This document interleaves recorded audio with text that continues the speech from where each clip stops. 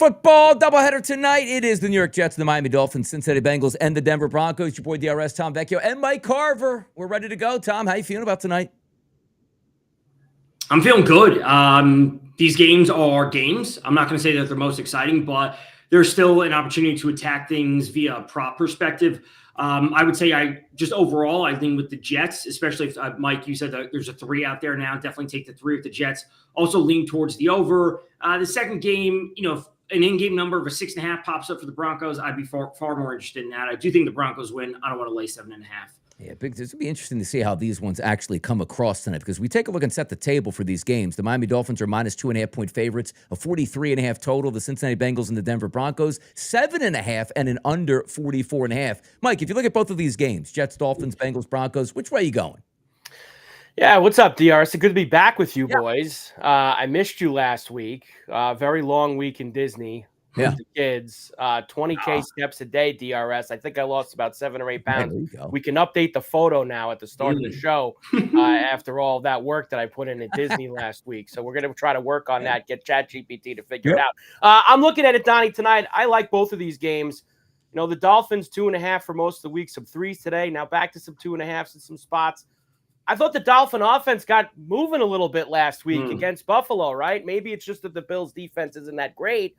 But I'm looking to Miami here, especially with some extra rest off of a Thursday night game. And in this second game, I'm going to ask you guys, I know we're going to say POINTS, points.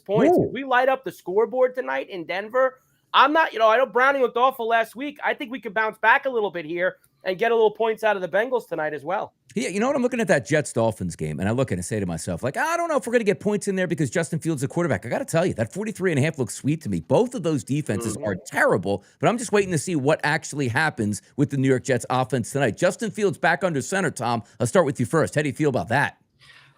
It's absolutely an upgrade from Tyrod Taylor of what they had last week. If they show, I don't want to say 100% of what they showed in week 1 against the Steelers, but if you bring 75% of that, I think we are in for scoring, right? You don't need to be that dynamic of an offense scoring 30-plus points or whatever it was that they scored in week 1 against the Steelers. But if you can get to 20-ish, that will create a game environment that has props moving back and forth. Give me 2 touchdowns, 2 field goals, 3 touchdowns on a field, get it to 24. The Dolphins chip in 3 touchdowns of their own. That should be the game environment that we are looking for. And I understand that that's probably not what Aaron Glenn, the head coach of the Jets, wants. He wants to grind this game out, come away with the first victory, all those sorts of things, get some momentum moving. But the defenses are terrible on both sides. I think we're going to see some points. Me too. I'm with that. Carver, you look at this team like the New York Jets. Obviously, things aren't working out in their favor so far. You got the head injury. Now you have the quarterback back under center. You're looking to get Breece Hall going, but you still have Garrett Wilson at wide receiver. And that Dolphins defense is bad, but it's always, what are you getting out of Justin Fields tonight? Yeah. I think that's the hard part, DRS. I mean, these numbers are light for Fields, right? I mean, 181.5 for the passing yards. Yep. You know that the rushing yards are always going to be in the 40 to 45 range for Fields. I think that they could put points up. I think this game could be more like that week 1 Steeler game that the Jets played, where we had a little bit of up and down, especially if the Miami offense starts to kick a little bit here. And I think the Jets will be able to move the football. I like a lot of these Fields numbers this evening with him coming back. He's got a week off. He's got a little bit of rest. I'm in on it, DRS. Yeah, take a look at his passing props, and you're right. There are low numbers. Tua Tagovailoa at 234.5. The one thing I like is that really stood out to me tonight. If you look at the Jets wide receiving core on the season, 30 targets for Garrett Wilson. The next closest guy, Tyler Johnson with 6. It's clear he is the go-to guy at the wide receiver position, and I don't see anybody in that secondary that will be able to stop him. The question, though, Tom, is when you get him with wide open passes, can he just make the simple passes? But I do think 10 targets could be in line for Garrett Wilson tonight. I do too. I will be perfectly honest. I bet on Garrett Wilson over yards, Garrett Wilson over receptions, and Garrett Wilson TD. Strictly because I'm going against him in 2 different fantasy leagues that I need to have some type of emotional hedge. And I did the same thing last night with Pickens. I did all 3 for Pickens, yards, receptions, and TD. All those came through. It's the same situation. So I'm doing the emotional hedge on Wilson. But realistically, to your point, there's no one that should be reasonably taking a solid amount of targets away from him. If Garrett Wilson comes out of this game with fewer than 8 targets, something went wrong for the Jets. He should be at a minimum of 8 every single game. Mike, talk to me here about him too, because we always talk so much about how low his passing prop is, and the rushing prop is 47.5. If he never has a concussion, he probably blows through that. Talk to me think about him tonight with the concussion, staying in the pocket more, because I'm just trying to extrapolate how these wideouts will get more yardage. And Justin Fields like, you know what? I could run for 6 yards, but instead I'll flip it out there for a 6-yard pass. I'm not so worried about the rushing yards coming off the concussion, DRS, because that's you watch Fields play. Anytime there's even like a whiff of pressure, he's moving. He's not going to stand there. He is going to get outside on scramble plays and pick up yards. My problem is, outside of Garrett Wilson, who the hell are you trusting here to go after with the Jets? I mean, there is just nothing. Mason Taylor, Josh Reynolds. I mean, this is a tough crew to try to go after with some of these bets. I think it's Garrett Wilson in the passing game or nothing else. Unless you want to get Breece Hall in the passing game? Can we get Breece Hall going? I mean, that's what was Breece Hall's receiving? 21 for receiving, 56 rushing. What's the long, Tom? How about the longest reception for Breece Hall? That's a good one. That one screen pass where he busts it. Yep. Longest. 11. 11 and a half. Put him in. Over 11.5 long. Yeah, it doesn't feel like 5 catches for 25 yards, each one for 5 yards. Like, he's probably going to bust one at least 15 tonight. But if you are looking at wide receiving options here for the Miami Dolphins, Tom, we'll start with you first. Hill, Waddle, Devon Achane's got a 39.5 price. We're looking to get the running backs involved, but where would you go in the passing, or should I say receiving aspects tonight from the Dolphins? It's still Achane for me. I still think he's the player that I like to trust the most. Yep. And, when we're seeing 6, 7, 8 targets for him on a game-by-game basis, not just this year, dating back to last year, the quick screen passes to him are essentially an extension of the Miami run game. So I don't mind going there. The Jets can bring a little bit of pressure at times. A defensive-minded coach likes to dial that up. Putting Tua under pressure will only increase their chances to win. So I would trust Achane. After that, it's kind of tough for me. Like, you could trust Hill. I would rather trust Waddle just at a lower number. How about you, Mike? What are you thinking? Look, I think last time the Dolphins played, we were together, right? That Bill game on Thursday night, and we got in I got in on Hill to score a touchdown again, and he finally went through for me. I'm hoping that jump starts Tyreek a little bit. Let me ask you guys this: Darren Waller's finally getting involved tonight, allegedly, in the Miami passing game. We'll see. I'm looking at a 9.5. Yeah, guys, that's one catch for him. That's a potential. That's one catch for Darren Waller. Is McDaniel going to want to get him involved, not play in the first 3 games? That's a number that I'm looking at tonight. Over 9.5 for Darren Waller going to be on my card. By the way, going over this, am I still Zotzing in and out? You a little bit. Yeah. Here's what I'm gonna do, because I can jump out of this. I'm gonna restart something here. Carry on for a couple. Tom, you're a host. Carver, you're a host. Yeah, true. DRS, we could pick up the slack for a few minutes here. Tom, I want to hear your thoughts on Darren Waller tonight at 9.5. Because now I'm not going to go crazy, Tom. The touchdown number is enormous. It's like 5-1, 6-1. But just a taste. McDaniel just getting them involved a little bit tonight at 9.5. So last year, their tight end was Jonnu Smith, if I remember right. So there are huge year. McDaniel. Yeah. There are McDaniel things to draw on that the play calling style does accentuate tight end usage. So that is something to grab onto. I will say, if Waller goes over, I think he'll have 20. And if he goes under, he's going to have none. It's like, it's not going to be like, oh, he gets to 10. Oh, you squeeze by, you got to 10 or 11. You're lucky to get through. Like, if he goes over, I do think it'll be like 3 catches, 20, 25 yards, and you will be pretty comfortable to do so. Or it's going to be the other end of the spectrum. It's just completely dead. He's just not involved at any point, any capacity. I'll say that. The odds are juicy. They're juicy. 15's 158. I know. 20 yards plus 255 for him. I could double check how the Jets are against tight ends, but I will say I did take Fields under 8.5 rushing attempts, and I know you may not love that, but listen, he can't be throwing himself out there and the day after or a week after coming off a concussion. So the Jets are okay against tight ends this year. It's a small sample size. They've allowed 104 yards in 3 games. So it's not the top of the league. It's towards the bottom. But listen, 33 yards per game to opposing tight ends. He should be able to get through that number. So again, I think Waller can be there. I like Fields under 8.5 rushing attempts. And I think it's very possible that he goes over his number on terms of yards, but he actually doesn't go over on attempts.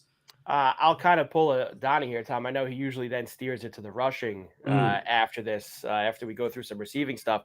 We saw Ollie Gordon He did play a pretty big role inside the 10 in the Buffalo game. He scored the first touchdown of the game, which, by the way, I believe Joe Lisi had for first touchdown. He did, if I remember correctly, and that was a jackpot night. So nice job again. Joe's been great with the jackpots here so far. Tom, you've hit a couple too, right? You got two jackpots this year? Yeah, two. Dobbs and Adunze, I believe. Right, and Joe's got a couple jackpots as well. Ollie Gordon, still a big number. I saw in the 3s. Is that still where it's at for a score tonight? Are you a believer that he's going to be the back?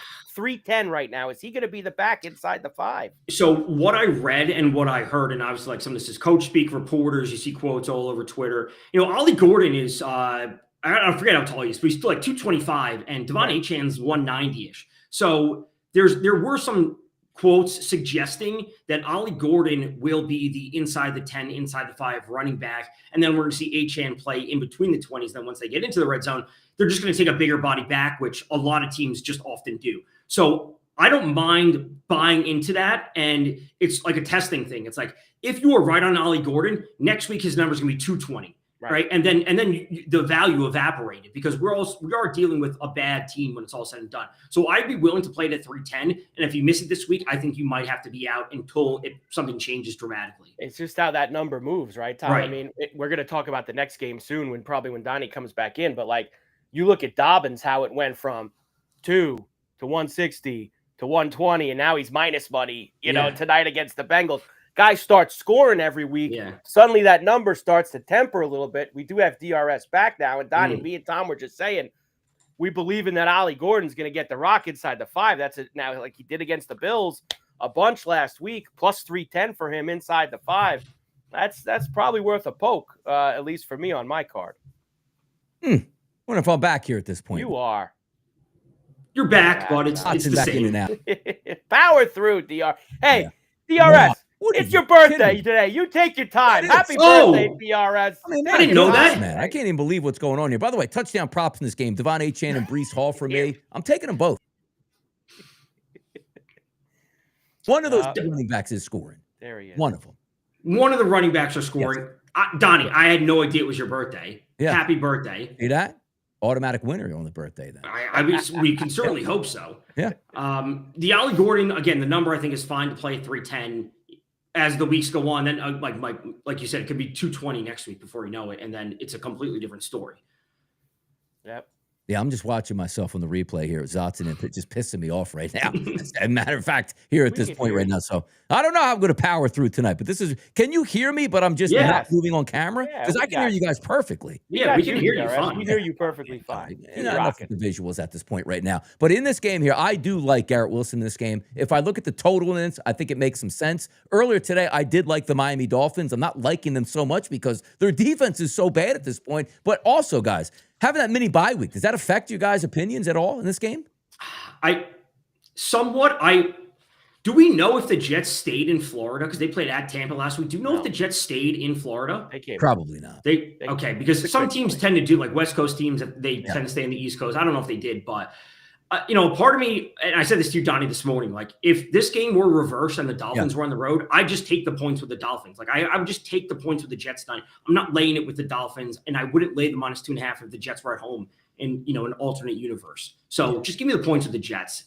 They're equally bad. I'm not laying points then.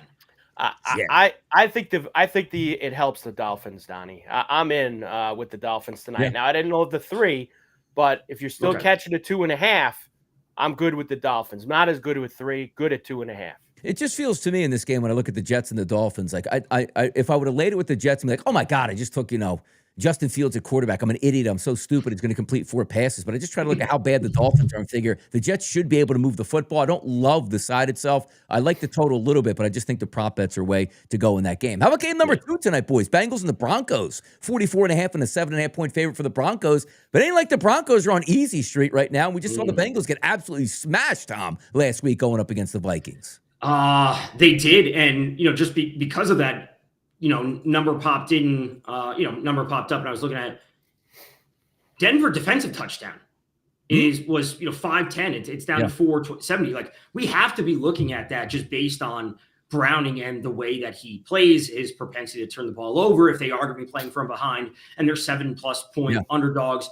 we have seen Chase Brown be abysmal coming out of the backfield for the Bengals. He's averaging under 3 yards per carry. If they have to throw the ball, you give me a great defensive unit like Nick Benito causing the pressure, and then Pat Surtain in the backside. That is a pick six waiting to happen or fumble recovery. So I like the Denver defense.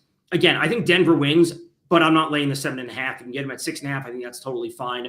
And then I trust mainly the Denver players to get through some numbers tonight. I don't love the Bengals players tonight. People get scared, Mike, saying, oh, my God, I just saw the Bengals get crushed, but we know it's a week-to-week league. You saw two teams yesterday on the field. The Atlanta Falcons got beat 30-0, then dropped the hammer down, and then you saw the Carolina Panthers win 30-0, didn't even show up the following week, and got crushed in New England. It seems too easy tonight, right, Donnie? Too easy. The Bengals got whacked last week. Denver's at home. I'm on a bite. I like the total more. The total's where I'm going to live tonight in this game, but as far as the side goes, I would take the 7.5 with the Bengals. Everybody's on the Broncos. Probably a bit of a Joe Lisi type of play for me here with Cincinnati, but I'm going to take it with the 7.5. And my favorite thing of all is, and we're going to start to get into these players and these props, you never get Jamar Chase at a number like this. And I understand it's Browning. I understand the matchup on the other side with Surtain. I get all of it. 180 for Jamar Chase. I'll take a shot. Let's go. Oh, so you're saying the TD?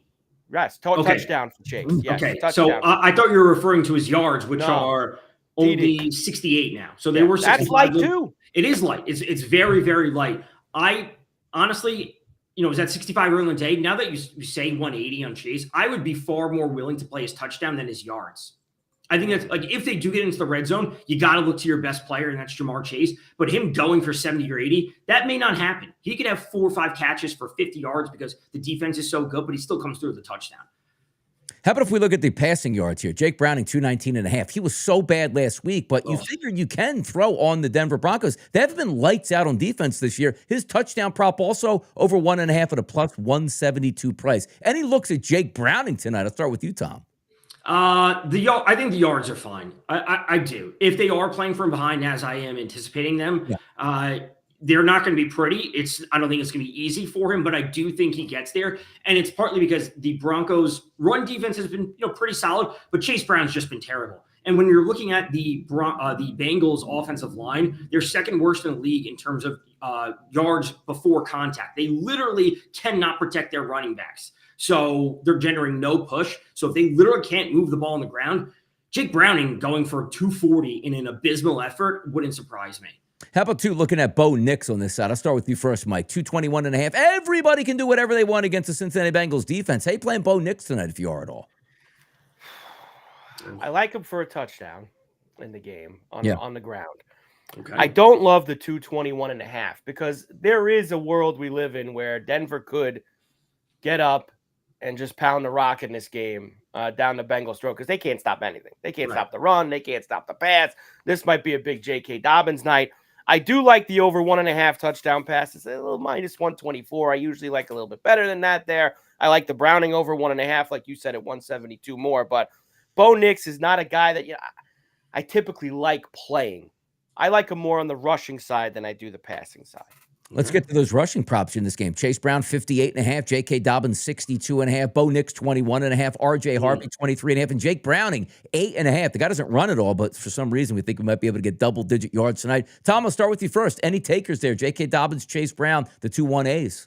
Yeah, it's Dobbins for me. It's just really that simple. And I know a lot of people are high on R.J. Harvey, and I think he can probably get over his number as well, but J.K. Dobbins is the player that the Broncos have been leaning into. The defensive matchup is absolutely fantastic for him because the Bengals don't bring anything on the defensive side of the ball. I think he gets through his number over 62.5, over 63, wherever you can find it. I think it's super straightforward tonight. I know there's a part of me that wants to see Bo Nix, but I think Bo Nix has been pretty terrible to start the year.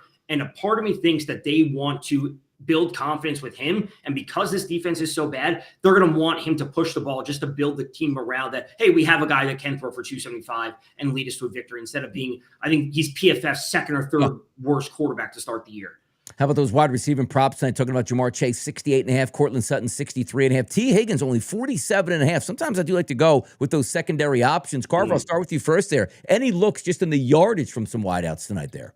Franklin at 43.5 for me, DRS. Ooh. Like you said, some of these secondary options for the Broncos, that's a guy that I'm looking at. As far as the Bengals, I mean, look, it's tough with some of them. I think that he's going to be locking in on Chase. Could we get Chase Brown involved around in the passing game a little bit tonight?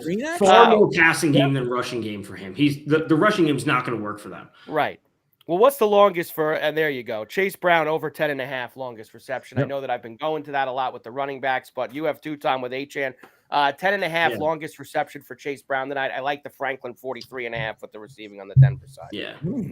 How about some touchdown props tonight? In my, doing the early line today, I love, like, JK, if you tell me there's one guy that you need to score a touchdown tonight for me, it actually would be J.K. Dobbins at minus 130. I just think you can do whatever you want against Cincinnati's defense, which you're just trying to lay it out where Denver's going to have multiple shots inside the red zone. He's got to get one for me tonight. Is anybody else looking outside of J.K. Dobbins tonight? Because if you're looking at a total in the mid-40s, somebody's going to score touchdowns. Yeah, I wouldn't mind Cortland Sutton. The number's not super long at 125. But frankly, if you do think the Denver offense goes over their team total and does the majority of scoring in this game, I'd rather just take a shot on Franklin and Harvey and just hope that one come through at 220 and 240. You just hope that one of them crosses, and then you're good on that. It's really that simple. I don't love the Dobbins number. I don't love the Sutton number. I could talk myself into Sutton. If you have a boost and you can get it to like plus 150, I think that's fine. Like also, like Carver, like looking at the touchdown props, like I love the double up wideouts. You have to figure they're probably going to get one touchdown pass from Cincinnati. Jamar Chase plus 180, as you're pointing out, and T. Higgins plus 250. Like one of those is going to catch a touchdown for me tonight. When is this Gesicki going to get get involved too? So big. 5-1 for Gesicki this evening. That's a possibility. I like Chase, as I mentioned before. I'm with you, Tom. I'm in on Franklin. I mentioned the yardage, but the 220 for him, and I do like the Bo Nix rush at 3-1. I think that this is going to be a spot for Nix inside where he could do it. And yes, Donnie, look, I think that the Dobbins, I think that's a nice piece you could put in. Everybody gets these boosts for 3-4 leg SGPs. I think putting the Dobbins touchdown in there is a nice spot tonight. I really, super simple, like you said, Mike. I think a lot of people are just going to be Dobbins TD, Broncos money line, and then do you like Dobbins yards? Do you like Sutton yards? Whatever it might be. Yeah. Makes some sense. A doubleheader, 7-16 start, 8-16 start, which I absolutely love because if one of these games is bad, at least you have another one on your TV that you can possibly even bet live. So let's just circle back to that Jets-Dolphins game. Minus 2.5 total, 43.5. Tom, I'll start with you first and some prop bets that you like there. Yeah, I would take the Jets with the points, lean to the over. As I said, I'm on all of Garrett Wilson because I have to be based on the hedge going up against him in two different fantasy matchups. So over Wilson, yards, receptions, and the TD. I'm on Justin Fields under 8.5 rush attempts. I just don't think he should be pushing himself too much coming off of a concussion. Hopefully the coaching staff tells him to do so. And I don't mind Achane in the passing game. What do you think there, Mike? Yeah, I'm going to take the Dolphins minus the 2.5 tonight in this game. I'm going to go with touchdowns for Tyreek Hill and Braylon Allen for the Jets as well. I do like that Waller over 9.5. I'm going to have that involved in my card, and the Breece Hall longest reception over 11.5 in terms of that also in the passing game. Yeah, Connor Hughes, I think, is a beat writer for the Jets. Said Darren Waller is making his Dolphins debut tonight. His training camp with the Giants was one of the 3 to most 5 dominant I can remember covering since 2014. So, is he going to recover? Is he going to recover? Is he going to dominate tonight? And could it be one of those where he gets like 2 catches for 14 yards? Like, I'm a genius. You know what I mean? Donnie, you were out when me and Tom were talking about this, but it's a 9.5 number for Waller. And like Tom said, he gets 2 or 3 grabs. The alts are super juicy at 15 plus, 20 plus, 25 plus.